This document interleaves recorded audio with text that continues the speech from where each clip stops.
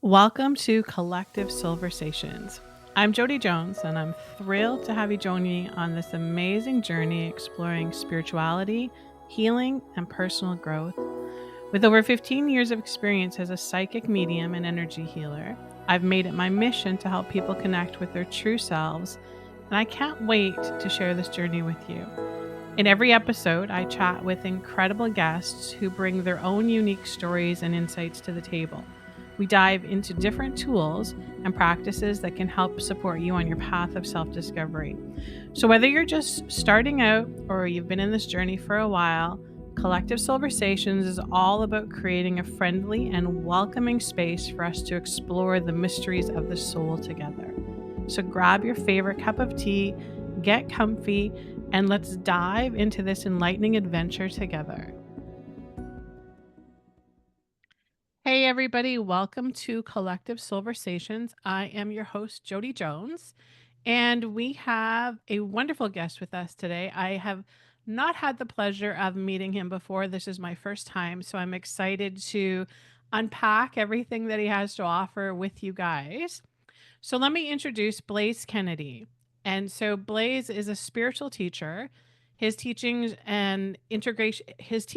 an integration of his own path and the experiences he has had from working with his students. Where many spiritual teachings center around personal path and personal development, Blaise focuses on relationship, connection, and the impact of collective fields of consciousness.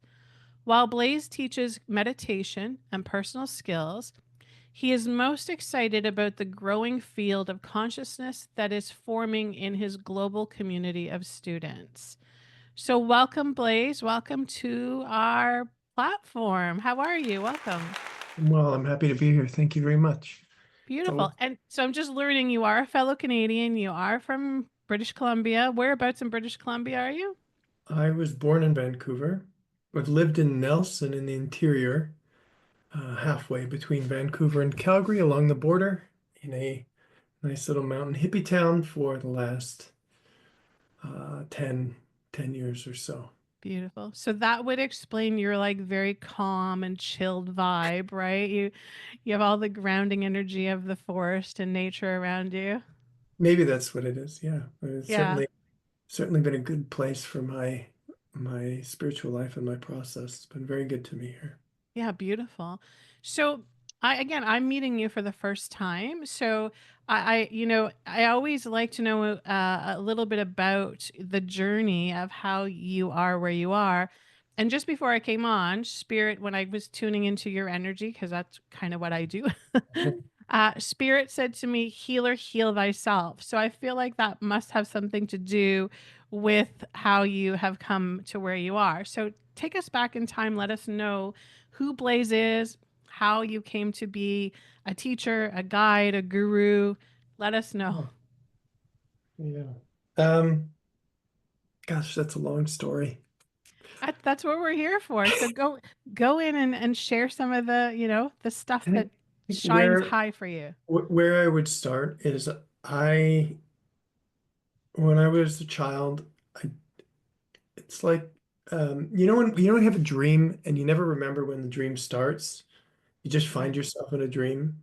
Hmm. I What I experienced when I was a child is I was just kind of there. I had no connection to the past, just sort of what was right in front of me was what was available. And so I lived in a very normal Western world. I had no real concept of spirituality. I didn't think much about consciousness. I liked playing hockey and I liked hanging out with my friends and all these things. And most people I knew seemed to be quite well adjusted. They did pretty well in the world, in that sort of what's right in front of us world that was presented to us. And I really struggled. I think I always struggled. I struggled to do my best. I struggled to be disciplined. I struggled to be honest. I struggled to be focused. I just was not really able to do my best. And I kind of built up over time this reputation that there was something wrong with me or that I wasn't doing my best. I had a parent die when I was 12. My father died. And this really just intensified that. My life, as you become a teenager, you're supposed to grow up and become more mature and more responsible and make decisions and navigate the world in a healthy way. And I was really delayed. I wasn't able to do any of those things. I graduated high school, but kind of barely, and had no real direction after school. I used drugs a lot. I really struggled with motivation and direction. It never occurred to me that I could heal or make a systemic change or that I could do something really different. One time I tried as a teenager going to a counselor, and I'll never forget. I told the counselor, whatever it is was that I had to say, and in our 1 hour meeting, and at the end he said something like, Blaise, you're really smart. You sounds like you really know what's going on for you. I don't know that there's much I can do to help you. Mm. And I remember thinking on one hand, like, wow, look at I'm me. such a mess. Yeah, like nobody can help me. Well, it was a bit of both. I thought like, oh, I'm so clever. I was always told that I was intelligent, but also like, that's it. Like, that's what's down this road. Right. If you go in this store, that's what you get. And I just didn't push on it again. I just never considered it. And, quietly, I had a developing drug problem. It was just getting worse. It was the place where I felt alive. It was the place where I had, joyful experiences. And I kind of painted myself in a corner. The older I got, I didn't get to have all the positive experiences you get when you grow up, like, I don't know, accomplishing things or having, romance that really drives you or traveling. And my world just kind of got smaller and darker. And when I was 24, I got sent to a treatment center for addiction. And at the time, I sort of thought, like, well, I've kind of wasted my whole life. I have nothing to show for the last 24 years of my life. You know how it is when you're 24, you think that no concept of the passage of time really and what it Right. is to be an And adult. did you go there voluntarily? Because you got sent there. Did somebody make you go there, or was I it I got in trouble. okay? It's very easy to get in trouble when you are irresponsible and have a drug problem. Oh yeah. And I got in trouble, and my mom offered me a way out. She said, "You can go to treatment." And right about this time, I had a friend, sort of consequently or parallel to this. I had a friend that I would hang out with a lot, sort of at the end of my period of addiction, and he was really into the Kabbalah, and he had spiritual books on his bookshelf. And I don't know how much he actually knew about it, but he kind of introduced, oh, there's this thing called spirituality or mysticism, and it's profound. And I remember thinking like, drugs are a dead end. This is not going anywhere. It's not developmental. It's regressive. You get worse over time. I guess I'm just going to get into spirituality. I mean, I guess that's really all that's left. Wow. And I didn't have a lot of focus or ability to actualize that. It was being a drug addict is a bit like being in a kind of haze, right? Right. Right. But when I went to treatment, when my mom offered it to me, I was like, okay, yes, I can make sense of this. I'm going to do this thing called spirituality, whatever that is. And it, when I went there, um, what I discovered quite rapidly was that it was fascinating. Hmm. There were people from all over the world, especially all over Canada. People, it's expensive to go to treatment. It costs a lot of money, at least the Right. treatment center I went to. So people there run businesses, they have families, they have all these, big lives. They often have accomplished a lot. Hmm. And so I get in this door with this tremendous mix of people. And suddenly I feel like, oh, well, you know what? Actually, I haven't wasted my whole life. I'm at the very beginning of a journey. Like this is the beginning of my life, not the end. Right. And whereas all these other people wanted to get back to their lives and were really excited about it, I didn't have a life to get back to. And I found that I actually enjoyed being in treatment. I mean, it was uncomfortable and difficult, but it was fascinating. I tried being in college, I tried being in university, studying in a traditional sort of rational way or, writing essays or the things you do in college. And I Hmm. just didn't, it wasn't really that interesting to me. And then I discovered, sitting in group therapy and contemplating life and the life that you've lived and how, you hold emotion from the past or how you hold on to the past experiences. I was fascinated. I actually thought I found it. Like this is what I'm going to do. I'm not Right. going to be a professional hockey player. I'm not going to be an author. I'm not going to be a scientist. None of those things are what I'm going to do. I'm going to do this thing that really started in treatment. And I realized you can't lose at it, right? Like the Right. personal work or spirituality in general is just about being with whatever's happening with you. You can't disqualify yourself as long as you can be honest, as Right. long as you're willing to see, you win. It's not competitive in the way Right. that many of the other fields in our world are. Yes, Because I for felt sure. very empowered. I felt like I can do this. I felt deeply empowered, and that was the start of it. That was when I was 24. I was And that it was 14 interesting years because I ago. in the bio that was in 2010 for you, right? Was Yeah, that when that yeah, happened? 2010. That's right. So it was a very interesting time on the planet then. There was actually like a massive portal, an energy portal that opened up where many of us started our awakening around that time. I know I did. It was very similar, but I mean not in the same way, but it was like you had this opportunity of like go this way or go that way and you had to make a decision, right? Yeah, I think there was really only one door that was open, but Right? absolutely, this was the Right. only thing that I had going on, Right. and Well, I there's always happened to two, and love it. I feel the same way. I mean, we feel like that other door we would not choose it, but Yeah. some people do. Some souls, right? They do choose to continue down that same, but obviously, your soul led you in a different way for sure. I think that the even developmentally, I mean, I consider myself to be developmentally delayed as an adult. But when you get to about to be about the age of 24, science would tell you, or neuroscience would tell you, it's the beginning of your ability to have metacognition. Like it's the beginning of the ability to sort of think about your life in as a path or as a to have a big strategy for life. Mm, And for me, it really aligned with the beginning of my ability, my experiential ability to really consider like, what is my life strategy? Not just to like pick what school I want to go to or the thing that I want to do, but I developed the ability to consider my life strategy.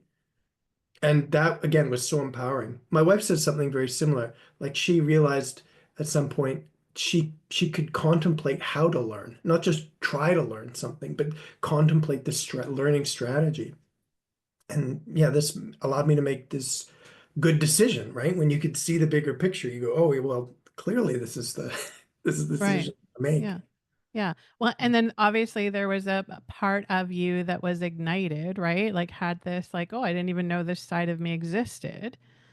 Yeah. And it's interesting that that kind of like awakening happened for you while you were amongst a community of other souls who were also, you know, and, and maybe you were like a few steps ahead of them, which was interesting because if you would have like been talking about yourself and where you are developmentally, you would think that you thought you'd convince yourself that you were behind everybody.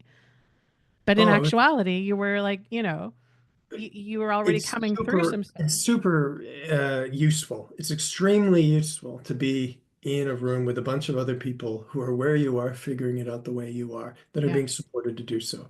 The Right. setup of it is amazing Right. for so many reasons, but absolutely, it'd be like, oh, actually, all of the horrible, bizarre, strange, dysfunctional things you've done, like we've all done that. And like, Right. what are we going to do about it?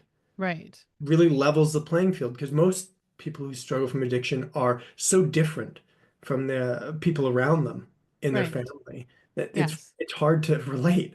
And suddenly you Right. get in a room full of people, everyone has done some version of that. Hmm. Like we're all on equal footing. Like, what are we going to Yes. do about it? Right. It's Yes. treatment's built out of AA or it's offshoot of AA. It's evolved a lot since then, but this is the basic premise. It's been Yeah. extremely powerful within our culture. It formed the first kind of 2 years of my spiritual journey, but it changed pretty radically after that. One other thing that I would say is like I tell the story that I've told as if I'm like bumbling, like I just find myself here and I don't know where I'm going. And my journey has really broadened my perspective on my life. And if you ask me today, I would say it was just a matter of time and Right. before I walked through the store. Right. There was no way that anything else other than a radical transformation of consciousness was possible. I just didn't know it. I had Right. no evidence for that. So I was quite naive. And all that I knew was that I didn't have any fear about awakening or transformation or healing. I never wondered, is this going to happen to me? It just felt like, of course I'm going to do this. Like I was very confident. It was the thing that I was most confident ever about in my entire life. It Well, felt like really easy to, start to do the work. Um, yeah, it's beautiful. And then so you go to the treatment center, you have obviously the beginning of the awakening, you start to have the awareness of more potential. So then what happens when you leave there? Because then you're yeah. back to, Well, reality. sort of. I mean, some people go back to reality. They like to keep people close to the nest if they can. I lived in a sober living house like 100 yards away. I did aftercare, like they do it in stages. They're quite sophisticated in how they allow people to transition towards having a life. Like when you first get there, you can't go for a walk, right? Like you can't do anything. So then I did 5 months, or I did 2 months of that. I did 3 months of living in a house in the neighborhood and being at the treatment center every day. And then I did another year and a half living in another house in the neighborhood with other people who'd graduated. Um, and they ask you to make agreements, like you're going to go to a certain number of meetings and you're going to follow aftercare, and all of that was fine. By that point, as I'm starting to transition, I go, okay, I don't want to do this recovery thing forever. Mhm. This isn't my thing, but I'm going to do it thoroughly for the year and a half or whatever it is that I've sort of agreed to in total. And I did Right. it very thoroughly. And at this time, I started to become divergent from what everyone else was doing. Uh, I, I, two main things that I did that were divergent. One is I got really interested in meditation. I taught myself to meditate, and I was thrilled that I just did it every day. I actually picked up the book A Course in Miracles, which had a 1 year meditation program. I couldn't tell you a single word that was in that book, but I read the activity every day, and I sat every day, and I was just so happy I was doing it. I was like, this is Right. the greatest thing ever, that I have discipline, that I can follow through, that it's not hard, that I'm motivated. That in of itself was the kind of prize for me. And I also became a raw food vegan, which I'm sure everyone around me thought was really weird. It was kind of weird. Um, And what made you do that? What I just got it's funny. I knew somebody who did it. I got a book. My friend got me a book by Gabriel Cousins. And just, it's funny to think about this. And Gabriel Cousins is a very awake being who promoted this diet. In his book, he talked about like a really radical experience of life. He talked about the kind of levels of consciousness. He talked about the purification of the body. He talked about energy and light and all of these things that I thought, wow, like that's amazing.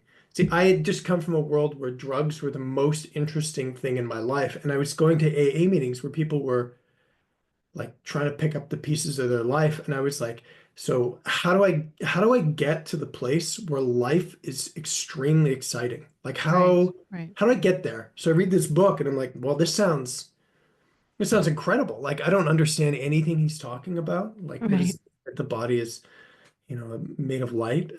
No idea what that means, but like, okay, I'll do what this guy says. And I think if it had any, I really failed at being a raw food vegan. I think as most people do. If you don't know, it just means you're eating uncooked fruits and vegetables and nuts and coconut oil. Hmm. I lost a lot of weight, but if it did anything for me, it definitely uh, purified me physically after years of not taking care of my body. So Right, because it's I a was doing huge these, detox, right? it was It's a it's huge it's detox. it's a 24/7 detox when you're Yeah. doing it. It's Yes. basically like a long, slow fast. Right. Yes. And I Which is didn't which is know. hard on the nervous system, which is interesting that so And I wonder if this is just because of the male energy, because I'll hear this with male clients as well, where it's like you can do like like I could never do that because especially and if I had addiction issues and then I decided I was going to do that, that's such a jar to the nervous system. Like Yes. it takes you right out of your comfort zone. Like you're raw, you're eating raw, but you become raw yourself, right? I wouldn't necessarily advise it. I just did the best that I could, and I was just trying to chart a radical path. I Right. was so happy that I had the discipline and motivation to do it. I Mm-hmm. was happy that no one was telling me to do it. Right. And, as weird as it was, nobody really pressed me about it because I think they just believed I was trying my best, trying my best. Right. There's always an overlap between addictive patterns of behavior and addiction that they're looking out for, but they let me do it. I eventually kind of gave up raw veganism and became a vegan, and now I'm not a vegan at all. But I went through these sort of this is the beginning of spiritual practice and intentional Right. living. That's really the essence of what I'm saying. And the more that I was in AA and NA, like I love the program and what it offers for people, but I just was kind of waiting for the next, like, what's my path? I read a couple books by Krishnamurti, which really resonated with me, but I wasn't looking for a teacher. I wasn't looking for any method. I wasn't looking for a technique. I just really sat with myself. And then moved back to Vancouver, and I met this woman who was a channel. It's funny, I haven't told these stories in a long time. I met this woman who was a channel, and it was just so out there. I don't mean as in like unreal, but not like anything I'd ever experienced before. Mm. Uh, Watching someone have access to a tremendous amount of information, the ability to express that in a way that felt otherworldly. Right. And this woman and channel said, "You're going to meet a woman, you're going to have kids, you're going to get married. That's going to be your path." And I was like, Okay, sure." Right. Like, Sounds okay. I would look for any pointers I can get on like where I'm Right. supposed to be going. I'll take it. Right. And on you're talking about dates on December 21st, 2012, I moved back to Vancouver. I'm basically doing nothing but meditating and hanging out and making my salads or whatever I was eating at the time. And this channel invited me to uh, a, a dance, ecstatic dance, which was not something I'd ever seen before. I remember going into this church and it's dark and it's just people in black leotards dancing in particularly unconventional ways, and I thought, like, wow, this is what a what a unique experience, Right. anything like this. And it's halfway through the dance I met my wife there. So my wife had the channel, the woman was there, and my wife reports that there was this strange lady staring at her the other time. Mm. And when I met my wife, I've never had an experience like this. I've had, since then, all the fancy spiritual experience I could think of, but I never had this experience. When I saw her, the only way I could describe it was like an arranged marriage by God. That's what I told. Right. It's like you Right. see a person and you're like, this somehow, you just Mm-hmm. get the experience. This is the person that I'm going to spend the rest of my life with. Right. It's not because you're attracted to them or because you weigh the pros and cons of being in a relationship with them. It's Right. just the way it is. Yeah. It's soul memory. It's a profound system of guidance Right. that, again, for me, I was like, this is great. Like, I might not understand this, but this is really clear messaging. I'm getting a really clear messaging on what I'm supposed to do. So Right. I just, talked to her, and she had the same sort of experience and was like, okay, so now that we're together, like, who are you and what are we doing here? Right. And we figured it out. But she introduced me to two spiritual teachers. I hadn't had any.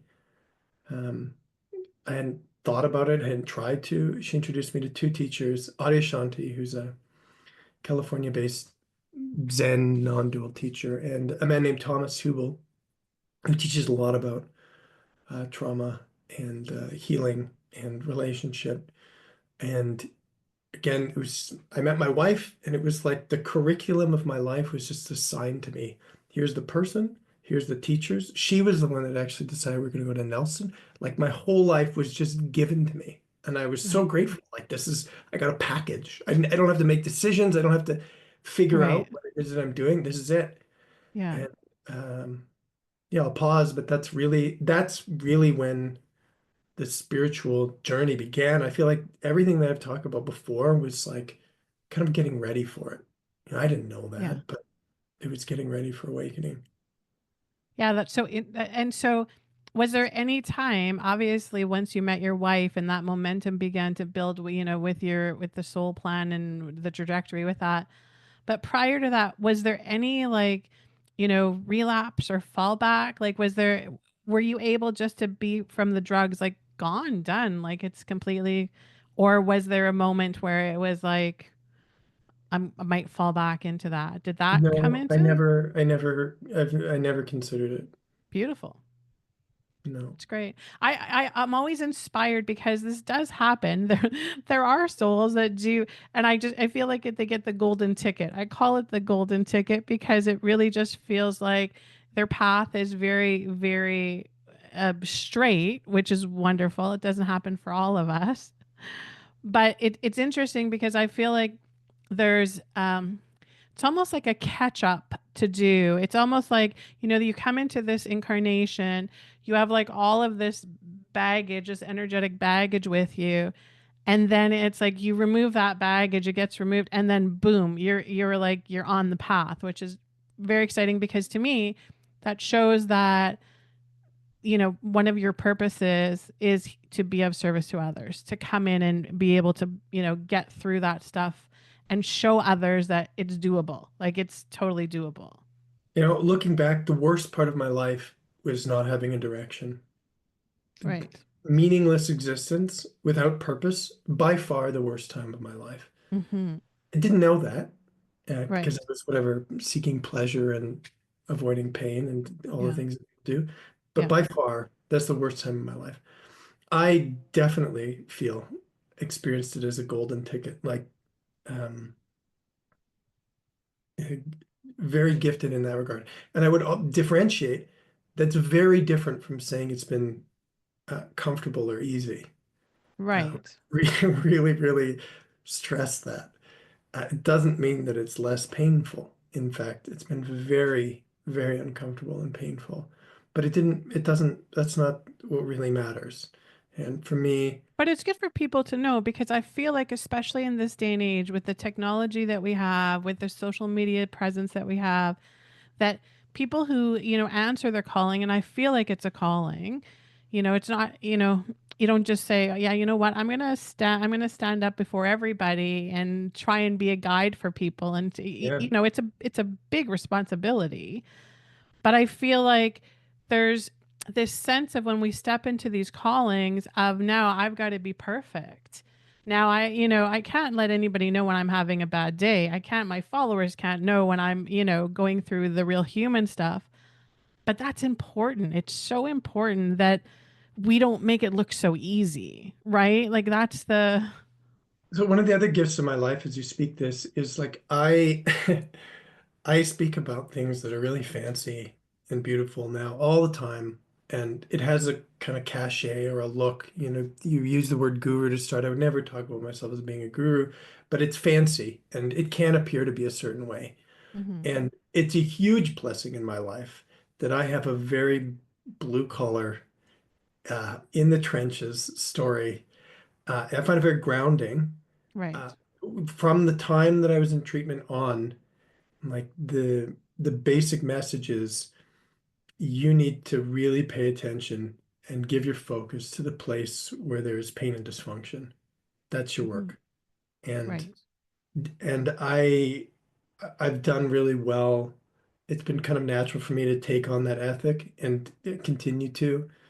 It's really served me well, and it served me well as a teacher because that's what most people are. That's what everybody, that's what people are really dealing with and where they need to be met, where they need support, where they need to be encouraged is actually the pain or difficulty in your life. That is your path. It's not somehow in the way of you being a better person tomorrow. it's the way that you get to your tomorrow. Right. And, in spirituality, there's such a broad um, point of focus on what's really important.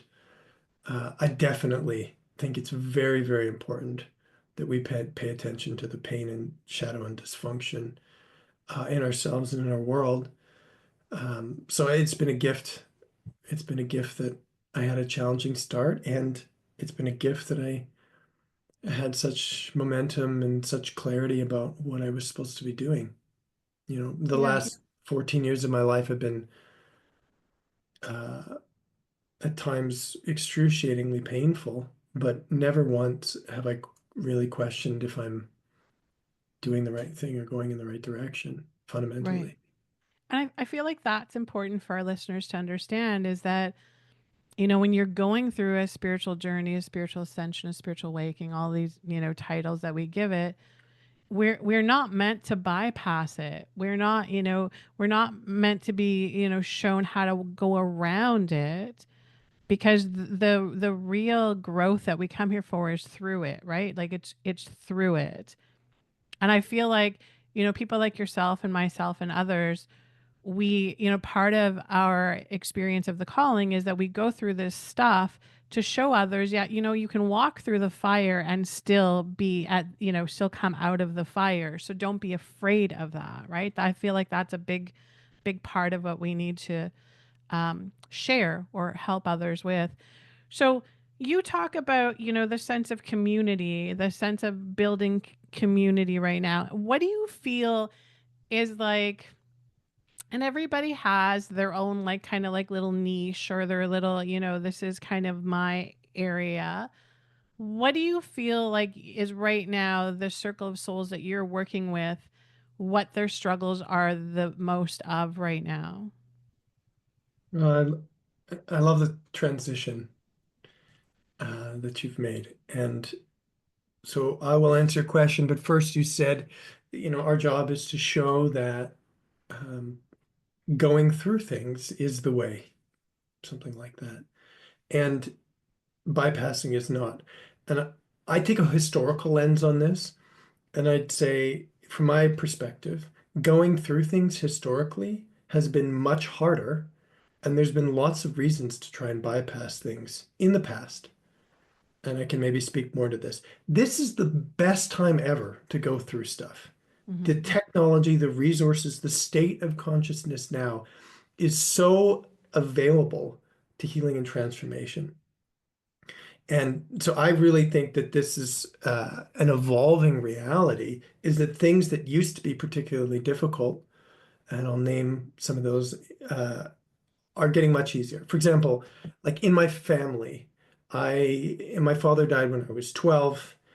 My uncle died, committed suicide, and an aunt that committed suicide. I have a generation in my family that lived in severe pain and trauma. Right. There was no technology to support them. There was no understanding of attachment theory or what they went through as children or how the nervous system holds this or how they can use sort of the resources of the world and connection as a way to resolve the trauma that they had experienced. Mm-hmm. They grew up Catholic, and there are sort of tools you could call them within Catholicism, but none that touched or really helped resolve those problems. So the world has been in a place where understanding trauma has not really been possible.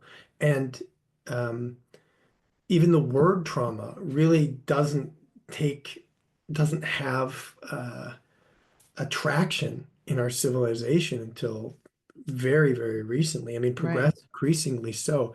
Yeah. So people didn't even know what their challenges were. Like if I analyze what people are doing spiritually over the last 50 years, is really like fumbling around with their beliefs and their thoughts and attachment identification, with not really understanding actually, how do I come to be holding the past? Why do I have all this stuff that I have to work through, and how do I actually do that? We're rapidly growing in our capacity to do that. So Right. another one of the gifts of my difficulty is through direct personal experience, I have learned a lot about trauma. And you don't learn about trauma necessarily by being traumatized. Like when my father dies, that doesn't make me wise. What makes you wise is when you work through trauma, Right. when you complete experiences. That is how everyone can be wise and grow through the experiences they have and learn both to have a tremendous capacity for, or I should say, compassion for life, but even more broadly, be able to recognize what's happening in our world. Like when there is dysfunction or pain or addiction, when there's war between cultures, when there's, social issues that are coming up, you can say, oh, actually, I see what's happening here. I can relate to this now. It's sort of, it's trauma. So through personal experience, I learned a lot about trauma, and I again loved the process of resolving it. Thomas Hubel again really advocates for this, and he opened up a worldview in which the technology to resolve trauma was, at the time, blew my mind. It was so sophisticated. So today, when I started teaching, I really I had a desire to teach a lot of stuff. I wanted to teach the whole thing. I didn't want to have a niche. I wanted to teach the broadest and most integrated spectrum of consciousness. I wanted to do everything from healing, manifestation, awakening as a progressive path towards liberation, collective consciousness, but I didn't know very much. I didn't know how to teach. So where I started was I would teach a lot about awareness, which is awareness-based teaching, which is kind of like a door to meditation. It's just one way to look at consciousness and meditation. And I taught about trauma. And the people that originally came to me, well, they came to me either because they knew about awareness or they knew about trauma or they knew about some combination of the two. And when people came to me, then I got to work with them. And I started this about 4 years ago. This is about 10 years into a sort of very radical transformational process, which I haven't really spoken much about, but that's okay. And the people that came to me were really interested in these two things. And by working with them, my my understanding of reality has expanded so much because I get to sit here and look at people and be with them. I get to learn by being with others. This is my Right. job, essentially. Hmm. Yes, I'm helping and healing, whatever. I'm part of people's awakening and healing, but I'm studying them. Like that's what I do is I'm present with them. I feel their world. I feel what life has been like with them. I feel their consciousness, and my understanding of reality has progressed continuously. So when you have a group of people, you have to start somewhere. So you start with some basic skills, and just as Thomas Hummel did or does, I was really focused on not just helping people myself, but again, creating a group of people, a community of people who are really trauma literate and available to each other. And the basics of this are that our nervous systems, if you want to call it that, or the fifth dimension, is an interrelated field of energy. This is the basics of it. This is what's emerging when we discover about trauma, as I described earlier, or where I think is the really opening up for in consciousness is the fifth dimension or this field of energy that we all share. So to resolve trauma isn't just like I am with myself. That's part of it, but is the understanding that my all my thoughts, all my feelings, all my sensations, everything that I'm working through is designed to be part of life. This field of energy is interrelationship, it's connection. It's like the internet, and all of our nervous systems are designed to be plugged into that. So previously, you may resolve trauma by, if you watch the Osho documentary, by breathing hard or punching a pillow or doing all kinds of yogic exercises to try to purge energy of your body. Hmm. In the modern context, in somatic therapy or in interpersonal work, relational work, you just share your feelings with people. You share your experience with people, and it moves literally from your body out into the space around you where we all are. You Hmm. learn that the things that you're trying to work through, most of them, or all of them really, just need to be shared with people. They just need to be felt together Right. in Right. this field of energy that we all share. And so the access to this internet, this fifth dimension, this field of energy is increasingly available to people. So when I started, I had people who were really interested in learning how to do this. And so I started to develop practices. We developed practices together in a framework. So not just I help people, but that we all develop capacity together. And then the community grows and learns and supports together. So people that work with me often will be part of groups that develop this skill set. And again, it's not just that I'm helping them, but that we develop the skill set together that they apply with their partners and with their children and their neighbors, and but most specifically in practice with the people in the group. So Hmm. that's what I've been doing primarily for the last 4 years.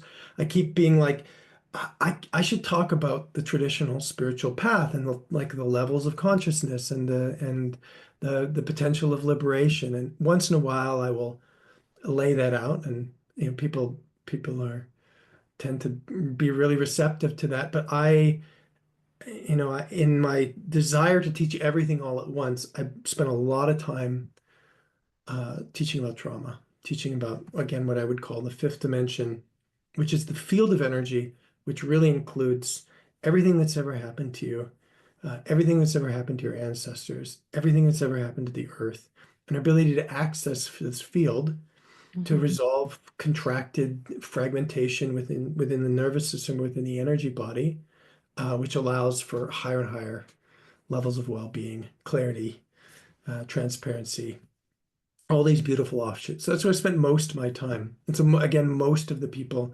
have come to me because of this.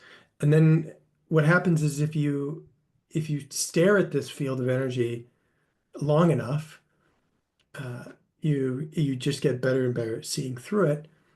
And then more recently, I've spent a lot of time meeting people at a soul level or a more subtle level, meeting them as light. Um, if they are new to the earth, meeting them where they come from, rather than having my relational work confined primarily to the fifth dimension, this sort of very human, earthly field. It now traverses the whole cosmic reality, which is extraordinary for so many reasons. And this is the thing that I'm most excited about right now because it's my cutting edge. But what it does mean is that I've gone from being really fluent in teaching something to opening up to a system of life, or the cosmic reality, which is so much bigger and has such a sophisticated rule set and has so much potential. I'm kind of like a beginner again, which is wonderful, which is wonderful. Right. So again, I try every few months, like, okay, I'm going to teach about whatever it is, liberation or traditional path to enlightenment. And then, I do that. And then I just get so into the people that are coming with me and what they're bringing and what they're really alive for. And so much of that now is at a soul or a cosmic level. Yeah, it's very cool how that kind of thing just organically unfolds for us because I feel like all of us, who again take this calling, start by, teaching the teachings that we were taught. So Yeah. all the books, all the courses, all of the programs. And then once we become very experiential with people, it's like this play field, right? It's like this Yeah. energetic play field. And all of this, Spirit calls it for me the big picture all of the time. This big, you know, other world comes into play. And it's like we come in there and that creative flow happens in the way that it needs to, especially for the people who are like drawn to you, right? Who feel that resonance with you. Yeah.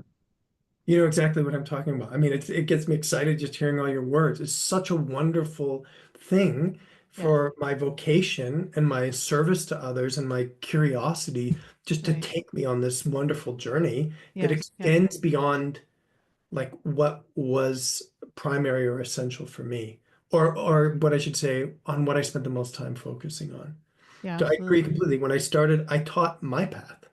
I Right. taught what was really essential for me. And then what I realized is there's so much diversity. it's really not fair as as a teacher to say you're going to have this experience and then you're going to do this and then you're going to do this and then you're going Right. to do this. Yeah, that's what happened to me. Right. But then you meet people and you go, they don't have that sequence. How am I going to Mm. teach something that's broader than that? And like, Right. I care so much. Like, I have to change. I just Yes. can't not evolve to respond to people. And the thing that gives me the most joy, I mean, in non-duality, there's such an emphasis on like, we're really here to try to figure out one thing. Right. Like, if we could get all the people to just figure out the one answer, all have the same answer. Right. And there's a beauty and truth to that. And, I support that in its own way. But I just can't do that because what happens is what's coming at me is so much diversity. Yes. And I have to respond to that. It's a love of mine to respond to that and go, wow, like look at where we're all coming from and where we're all going. And how do I meet you where you're going rather Right. than tell you you should be going over here? Yeah. If you go there, if I support you to go wherever you're going, you will go even further than that. That's not a problem. We don't have to worry about that. We Right. don't have to Right. worry that somehow that's a distraction and you really should be going over here. Whatever it is that you're interested in, if your soul is burning, let's go there. If you have childhood trauma that's really showing up, let's do that. If you're really curious about awareness or meditation or anything else, absolutely. Let's meet you there. And over time, just like you're describing for us as practitioners, their world will expand too. We're Right. taking them on that same journey, except Yes. joy for me is making that like bespoke or making that unique to the person who is coming to me. Yeah, absolutely. It's interesting that the language that you use. So when you talked about the nervous system being like an internet, you know, is it was for quite some time, Spirit was giving me information and they would refer to everybody as coming online. Yeah. They would say more and more souls would be coming online. And I didn't understand, they don't always give me all of the answers at once. They usually give it to me in little bits and pieces so I can explore it and grow through it myself. But it's interesting as you were talking about that because I feel like, the idea of our nervous systems and getting to fully understand this and how our nervous systems change on this planet through experience and are changing at such a rapid pace that it has never ever happened before. Like you said, it's such an exciting time to be here because we have so many resources. We have Yeah. when we talk about in my field of the dark with the agenda and then the light countering that, I feel like the technology is a big gift to us. I feel like it can be used as a weapon, but it also can be used as a gift, and part of that is like that self discovery, and also how our nervous systems are changing, right? And do you notice that with your, I mean, you would notice that yourself. And I feel like when you went through that whole trauma of the raw and doing all that and, detoxing and all of that, you got to understand a nervous system firsthand. Well, that was like um I feel just so alive and excited to be talking about this. That was really the beginning. Like the next 10 years after that, like I couldn't quantify the amount of change and the intensity of change that I experienced. Um, wouldn't know how to reference it. Continuous Right. intensity and Right. transformation, like as much as I could possibly take. Can't imagine that over the last, whatever it is now, 14 years, I could have experienced faster and more intense transformation. I physiologically wouldn't have been able to handle that. I Right. don't You would have like combusted. maximum level. Right. Um, but that doesn't stop. Like Right. the great part for me, the great confusion or the great problem to solve in spirituality is like, when do I get to the end of this? Right. And if we wanted, there is a sort of end, there is a kind of a transcendent experience, which sort of marks the end, but that doesn't stop the Right. evolution or transformation of the body or any of the other forms or structures within consciousness. Those are going to evolve in me forever. So I have Right. this really wonderful experience now where I feel deeply at rest.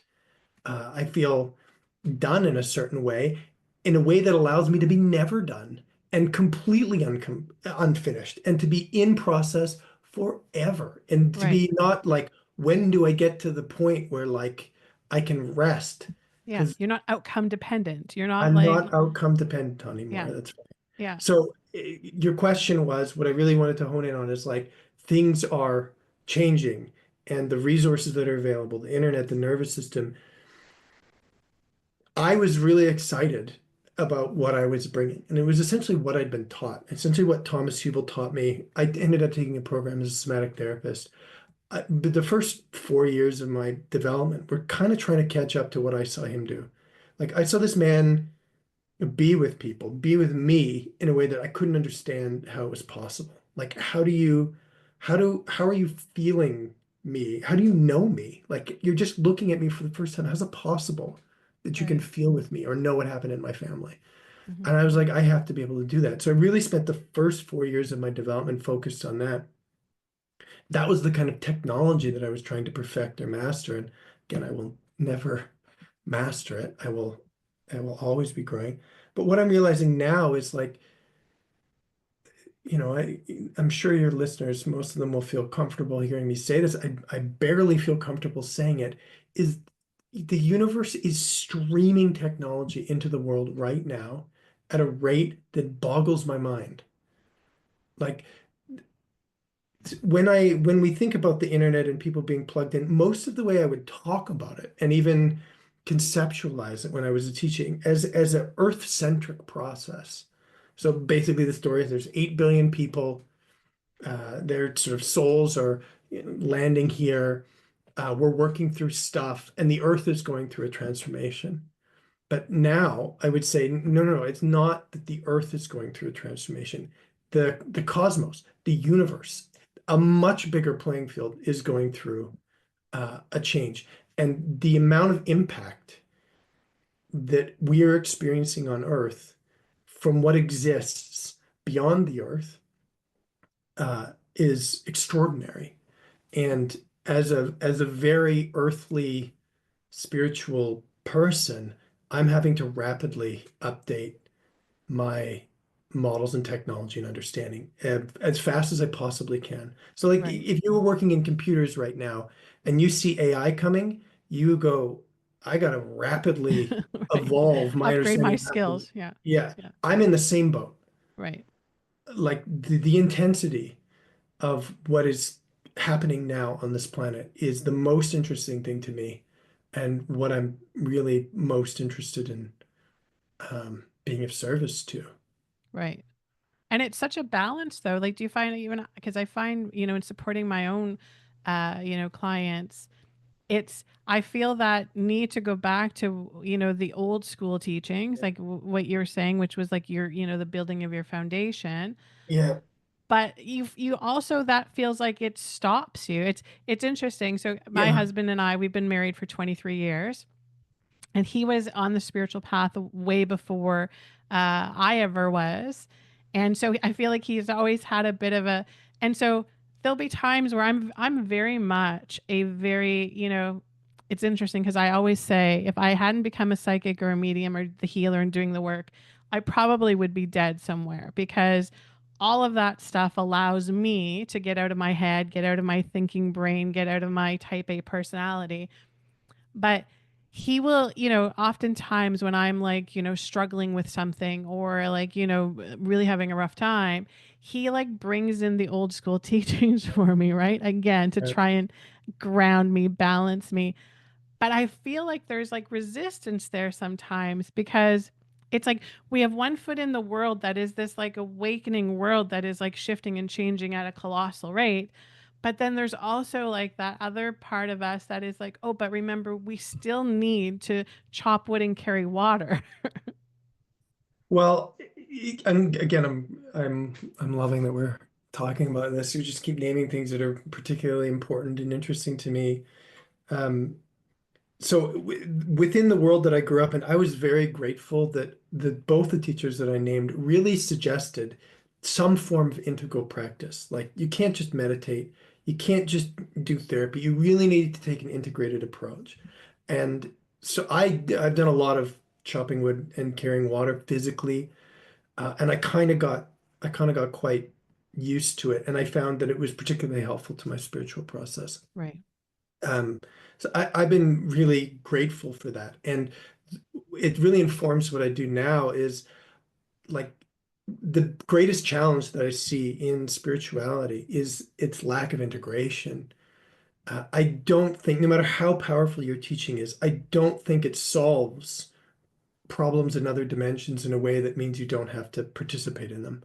So Right. we're moving into a world, we're moving into a civilization that, as I count it, is going to cross seven dimensions of consciousness. I could lay that out for you, but like it stretches a huge span of consciousness, and each dimension has its own mechanics that you Right. have to know and you have to participate in. And I just don't think it's possible to say, I'm going to take my whatever light-based reality and be successful on Earth by itself. You Right. need the light-based reality or the love-based reality or the spacious awareness or whatever it is that you're bringing in. You need that, Hmm. but they all fit together like a Swiss watch. Like they Right. all come together. It's not that one is going to overtake all of them.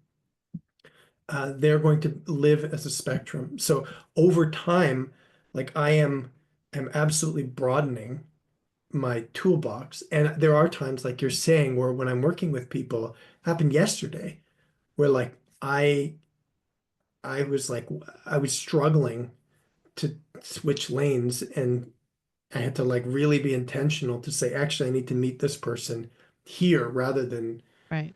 Try and take them there. Yeah. rather than do something else, which is never really happens. I mean, it happened yesterday. So it's definitely a challenge as you integrate things.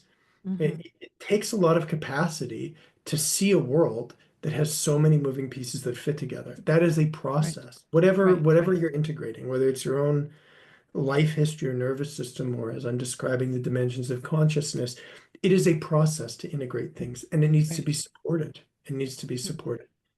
Yeah, And absolutely. this is where if you ask like who am I attracting or like what am I trying to attract, is Hmm. people that want to work in a multidimensional way, that get Right.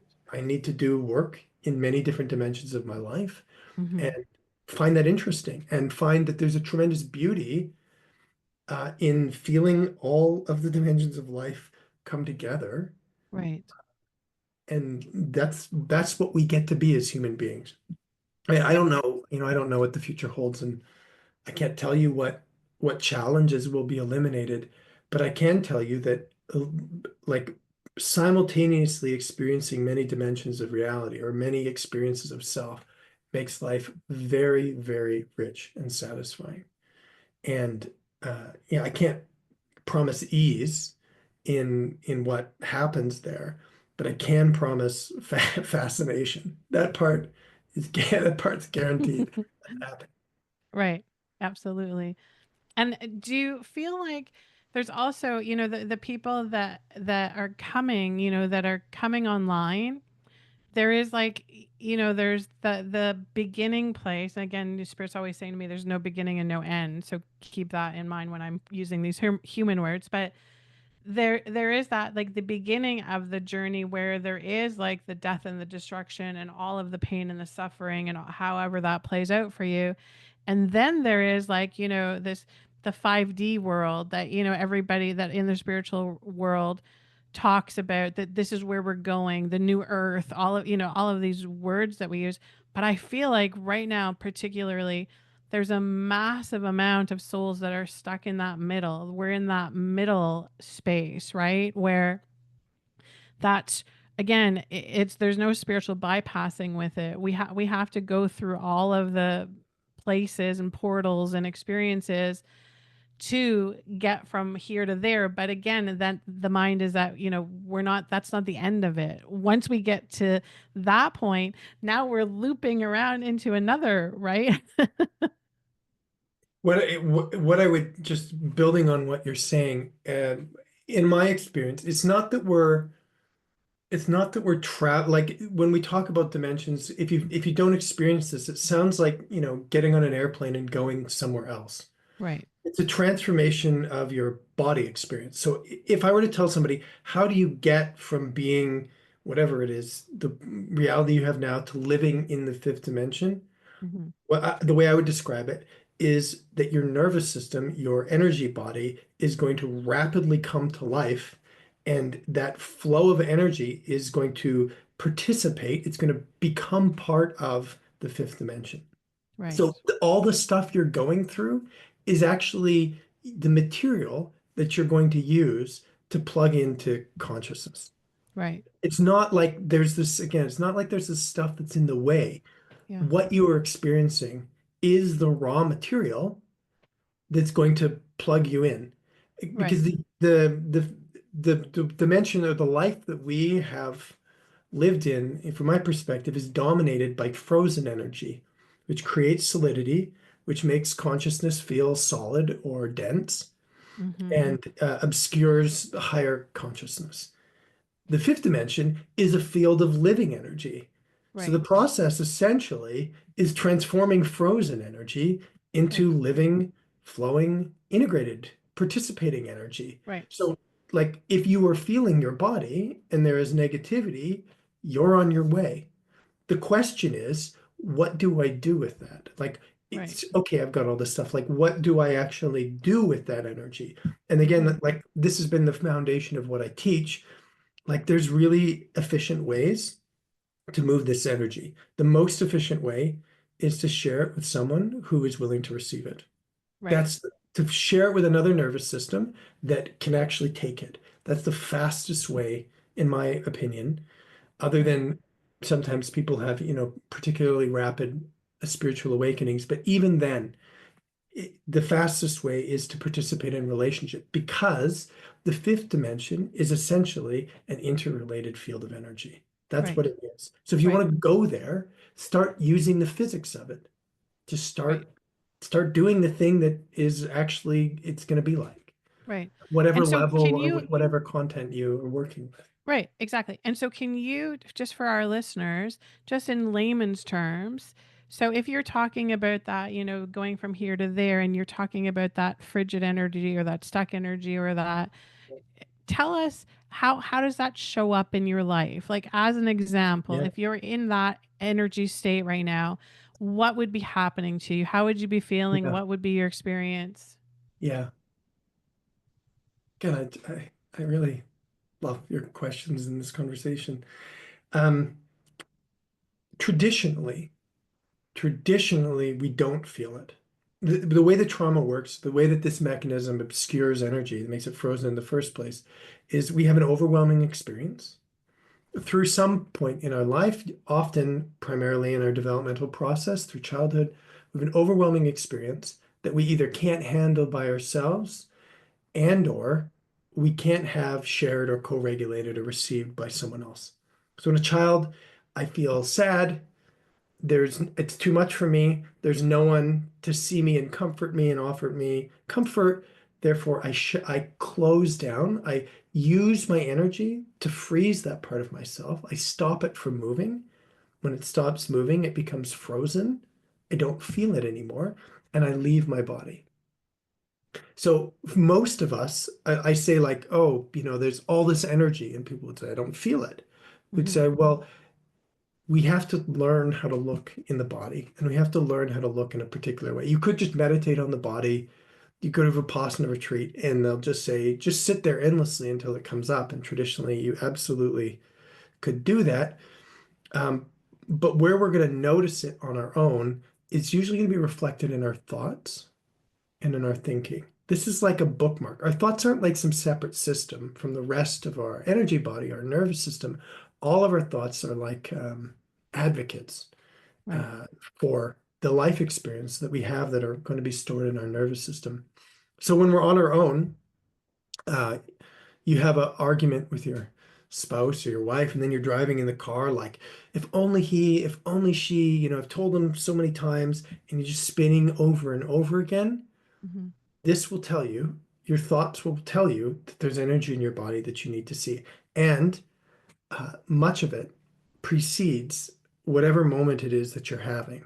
Whatever Right. moment you're having with your spouse, your child, your neighbor, uh, your nervous system holds everything that's ever happened to you. Right. So Yes. even though, you had an argument about taking out the garbage, that's not actually what you might find in your body. In Right. fact, It's the accumulation of it. That's yes. yes, Yeah. this is what being triggered is. And this is why it's really so important that, like, I'm never going to resolve the thing about the recycling with my wife. Like, I can have that argument 100 times, but it's Right. never going to touch me in the place that I need to be touched. Right. So there is a skill in learning to follow your thoughts into your body. So when I say I feel so angry, or when I say you never do what I ask you to do, or when I say, no one will ever like me, like, what's happening in my body? And I learn to recognize, like, when did this begin in my life? Like, my body is a library of everything that's ever happened to me. Mm-hmm. So I learned to feel younger. I learned to feel my whole life history through my nervous system. And I meet the energy at the actual time that it existed, meaning I learn to process things where they actually are occurring rather than being triggered and projecting them into the present moment reality. And this is a Right. skill that we can learn relationally. If you look again, I said traditionally it's reflected in our thoughts, but as changes in consciousness occur, it's increasingly reflected emotionally. Like when I look at the political landscape, like it's not people just having intellectual arguments about all the stuff that's going on out there. Right. Increasingly, people are, I don't know what to say, It's hot. very emotional. It's It's very emotional. very emotional. It's Yes. very charged. It's not like Yes. we're having a discussion about the Right. Supreme Court, right? Right. Like it's not an intellectual discussion. It's rapidly turning into a body experience. Absolutely. The problem is that in our civilization, we don't have the skills to help people actually recognize what's happening for them in their body and where it comes from. And Right. so that we have a lot of very hot conversations, and I don't see them as being particularly transformative, productive. There's a lot Right. of pressure. Just like anyone who's getting triggered, there's a lot of pressure to develop skills, how to be with yourself. Right. So this is, Absolutely. again, I've said I've spent most of my time focusing on developing these skills because I think they're really, really important. They're really, Absolutely. really, really important. And life is pushing us to require us to have those skills. Like it's getting harder and harder to not have those skills. Absolutely. And so that's something that you work with clients then, because you touched briefly on it, and we definitely will have to have you back because there's so much that we can explore together. But the idea of just sharing that part with you with in community or with a person, being able to, and is that enough for us to begin healing, like just bringing the light to the stuff that we're carrying, the emotions, the trauma, the drama, is that enough to like kind of start that healing for most people? Yeah, and my intention is to create the most integrated, broad spectrum of practicing. It's one facet. It's one facet. Is it enough?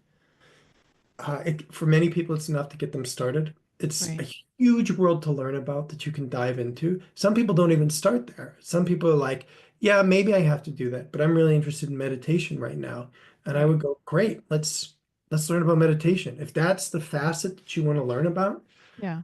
the thing is that when you get into this, it's going to require your skills and your perspective to broaden Right. to really master what we're talking about. It's Mm-hmm. going to ask you, it's going to push you to Mm-hmm. broaden and broaden your understanding of consciousness. So my job is really to go, oh, there's somebody out there that needs this skill set or resonates with this Right. or wants to know about their soul or whatever it is. Mm-hmm. And let's ground you in that. And then let's just broaden your perspective over time, Right. over time, and you get a broader and broader skill set that integrates all of the facets of consciousness. Right. So I don't know if it's enough for people to get started. You will know. You will know because you say, wow, I really want to do that, or wow, I really need to do that, or Right. that's a risk for me and I really want to take it. Or Mm-hmm. you'll say, actually, I want to do this other thing. And my job is to say, absolutely, let's do that other thing. But here's how that other thing fits into the big picture. Like that other thing, or this thing, or the fifth dimension, or relational practice, or self-regulation, or recognizing what's happening in your body. This fits into this big landscape. Right, right, Here you are now, and that's great. And over time, here we are expanding and expanding and expanding. right. And so you're literally meeting them wherever they are, wherever they happen to be when they come to you at that point. And then it's also not a linear, like, okay, now we go this way. Sometimes it's like this, right? Sometimes we're just going in that spin. Yeah. And to be really clear, it's not like, oh, I finished with the fifth dimension and now I'm in the sixth dimension. Right. Now I'm doing you consciousness, if you don't travel from place to place, you expand into a fuller spectrum. You will always be using the skills that you learn at the beginning, Right. and wherever your beginning is, they will Yeah. just be built upon. They will just get Right. bigger and more sophisticated and have Right. more parts that fit together. So Yes. again, just as you're emphasizing, it's not so important where you start. Right. What's important is that you do the work there and that you grow and that it Hmm. keeps evolving and that you're motivated to do it. I mean, you can have somebody tell you you need to do this, but the best work is done in the place that you really need and want to be working. That's Yeah, that's where you should be. absolutely. Absolutely.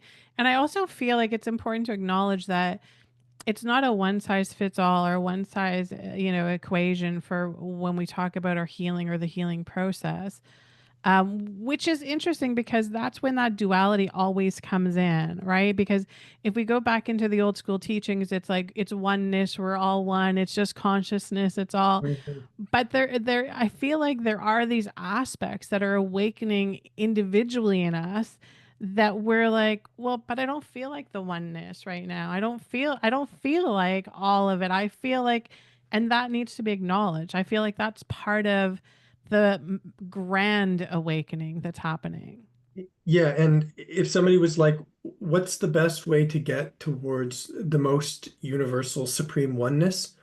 I would say you need to integrate as many of the parts, the distinct, unique parts within that oneness, and assemble them into the largest, most integrated body of consciousness that you can. If you do that, the oneness is going to be really obvious to you. I'm not a big believer in the let's wait here and see if we can recognize oneness as a strategy rather than meeting your life as it actually is, which is your life is a focus on parts. Your Right. life is always a focus on parts. As non-dual or as unified or clear as you can be, you're still going to be spending your life focusing on parts. That's Right. what we do. So that's what we should be spending our time doing in our spiritual practice. I don't think it's like if there was a sign in the distance that you couldn't read, there are two approaches. One is I could stand here and hope that if I keep looking at it, I'll see it. The Right. other is I just start walking towards the sign, and every Right. step I take, it gets clear.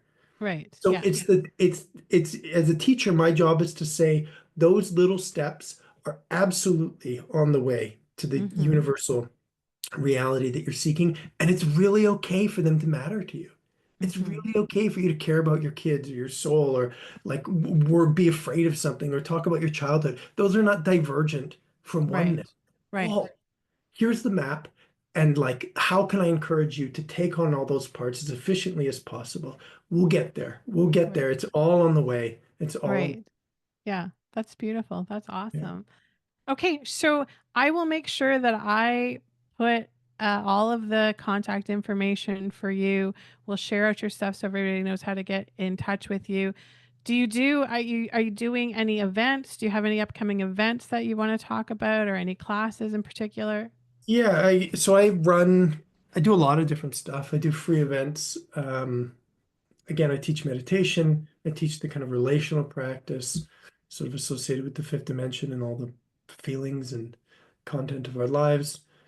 Um, One of my main sort of things is I have people come together and learn the practice that I teach and a lot of what we've been speaking about trauma and relationship. And I run those programs every couple months or so. So if that's interesting to you, then absolutely. And I'm always expanding what I do. Again, I teach regularly a giant map of consciousness retreat that I run a couple times a year online now. Um, what else? I am now going to figure out how to create a curriculum around light. souls, process of incarnation, and the broader cosmic reality. Um, and the Sounds most important exciting thing, for sure. yeah, it's Yeah. super fun and exciting. And the most important thing is like when you just do something with me and find out if you like it. And Yeah. then if you're in, like my job is like, here are all the other things you could do. And Right. so again, it doesn't matter where you start, whether it's sitting with me in silence in meditation or Yeah. wanting to learn this over time, you just world will get bigger. Yeah. And it's just finding that starting point for you, where whatever that may look like, however that plays out for you. That's Yeah, and the other thing I should just add, just to complete that, is on the other side of introductory experiences is a kind of community of practitioners who have increasing experience, who do the work together. well, it's beautiful. That's the developing body of consciousness that yeah, I plug you into. That's very cool. The vision that spirit just gave me, that of like is beautiful. I'm excited to see what comes with that from you. Mhm. Awesome. Well, it's been a pleasure. I feel much lighter from our conversation, so that's always a good sign when there's that expansion in consciousness that naturally happens. So we definitely will have you back because I feel like there's so many other things we can explore together, and I'm sure our listeners will feel the same. I'd love that. It's really fun to talk to you. Beautiful. Thanks everybody for listening, and Blaise will definitely see you again. Bye, everybody. Thank you for joining us for this episode of the Collective Soulversations podcast. We really appreciate you taking the time to listen, and we hope that you found our chat both inspiring and thought provoking. Your support means everything to us, and we're excited to keep this journey going with you. So make sure that you subscribe on your favorite podcast platform so that you never miss an episode. If you enjoyed today's conversation, we'd love for you to leave us a review and share your thoughts in the comments. Your feedback helps us grow and connect with more wonderful listeners like you. Until next time, stay curious and keep those soulversations flowing.